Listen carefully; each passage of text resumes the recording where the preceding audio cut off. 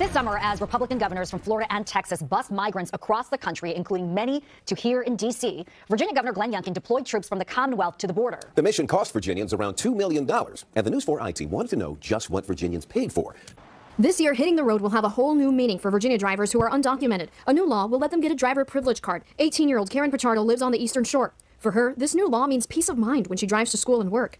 Breaking off the top at 6, another massive group of migrants on the move, making the dangerous journey across the seas to South Florida. Skytime is above their packed sailboat off Virginia Key. The latest smuggling mission stopped after Governor DeSantis deployed state resources to help try to stop a surge of landings. Let's get right to local 10's Janae Stenwood live now with our top story at 6 today. More than 24 migrants just making it to the shores of South Florida in a wooden boat earlier today. Their journey took more than a week. It ended on Virginia Key. And CBS 4's Amber Diaz is there live with more on the migrants' quest for freedom. Amber.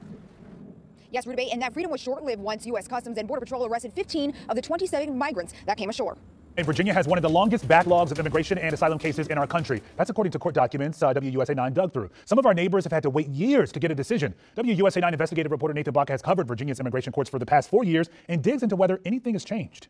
Latest migrant landing amid an unprecedented surge. We brought it to you live as a large group arrived on a boat off Virginia Key Beach yesterday. The migrants are now being processed by U.S. Border Patrol at the facility in Dania Beach. Local 10's Hatzel Vela joins us from there with more. 9/11 amid the migrant crisis in South Florida. Another group made a landing just off of Virginia Key today. Some of them, including 4 minors, were able to make it to land. Others stopped at sea. It's still an ongoing incident, and as you can see, we still have migrants out there being tended to and cared for. Life is the #1 priority right now, making sure that everyone is okay, accounted for, and that they're in good health. We were talking, we're like, no, that can't be a raft, there's no way. You see a bunch of heads in the boat and you see a bunch of people. After nearly 8 days at sea, 27 Cuban migrants came ashore Virginia Key Beach Park.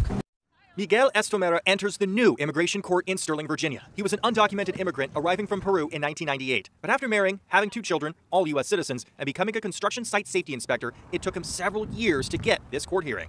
Luckily, there was no major injuries. It's been happening a lot, so it's a crisis that everywhere is going on. Life saving is #1 priority. Law enforcement on the water surrounding a sailboat, on the ground fire rescue waiting. Vets on a chopper above the boats they say was overloaded with dozens of Haitian migrants. This comes as hundreds of people make the dangerous journey looking for a better life here in the United States. CBS 4's Naja Sherman joins us in the studio tonight with more on this particular group. Lauren and Elliot, we learned as many as 70 Haitian migrants were rescued off the coast of Virginia Key. They were aboard a sailboat that began to take on water.